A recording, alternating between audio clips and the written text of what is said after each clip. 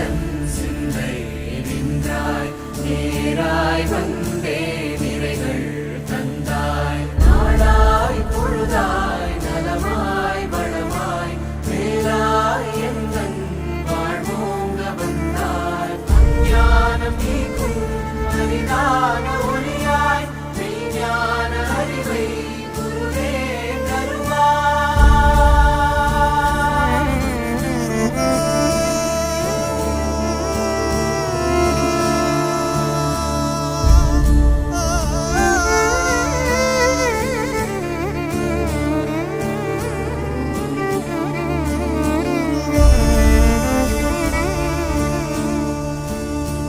அழகான மயிலேறி வருவாய் வரதா